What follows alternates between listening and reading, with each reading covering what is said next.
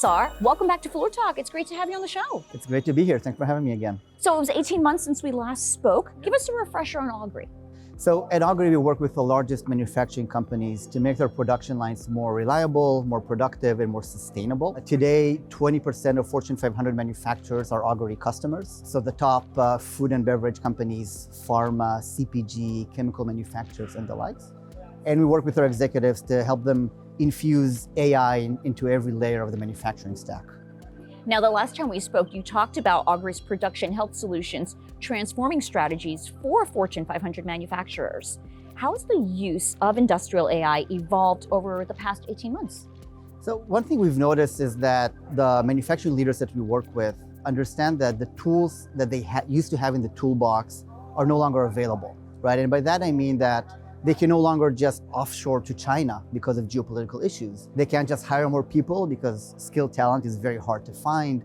They can't raise prices because of the economy and consumer kind of pushback. And at the same time, there is kind of increased scrutiny around sustainability, right? Both from the consumer and regulations. Fundamentally, they understand that they have to change the way they approach production and manufacturing. And in fact, we did an industry survey recently, and we found that 83% of manufacturing leaders have increased their AI spend and digital tool spend, right? So how do we leverage new technologies? And we're going to talk about industrial AI today. How do we leverage new technologies to create real business impact and fundamentally change the way our teams are structured and organized?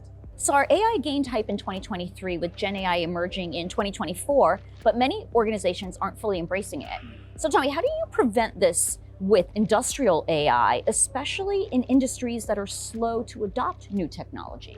Yeah, so we've definitely seen kind of generative AI go through the hype cycle, right? The increased expectations that maybe are coming down to earth a little bit right now, right? And there are three reasons for that. The first is the understanding that AI is a tool, it's not an outcome, right? So how do we start with what is the business outcome or impact that I want to solve for? And then walking back, what is the right tool or technology that they need to use to get there? The second is that specifically in the industrial market, there is no room for mistakes, right? So hallucinations as we see them in large language models or whatnot could be the cause of a life or death type of decision, safety incidents. So the need for the algorithms or the models to be trained with the relevant domain expertise, what we call reliable AI, not generative AI, is crucial. And just as an example, our models and algorithms have been trained on over 500 million hours of machines that we've monitored, right? So real life machines, real life behaviors that feed into the model and create the best outcome for the user. And then the third part is around, we understand that digital transformation is not really digital, it's more around cultural transformation, right? How is this technology being used at the end of the day? And we talk about co-pilots and AI agents, but do they actually impact the day-to-day life of a maintenance technician or an operator? And having that kind of cultural changes as the focus point, not how do I just throw technology at the problem. I think that is really crucial as we implement more and more technologies. And finally, Saar, looking ahead to 2025, are there any specific trends you're watching in the manufacturing sector? And are there any specific applications that are ripe for industrial AI improvement that you are looking forward to in 2025? Yeah, so I think from a macro perspective, the headwinds that the industrial market is facing will remain, if not increase, meaning skilled talent will be harder to find. Geopolitical challenges are probably here to stay.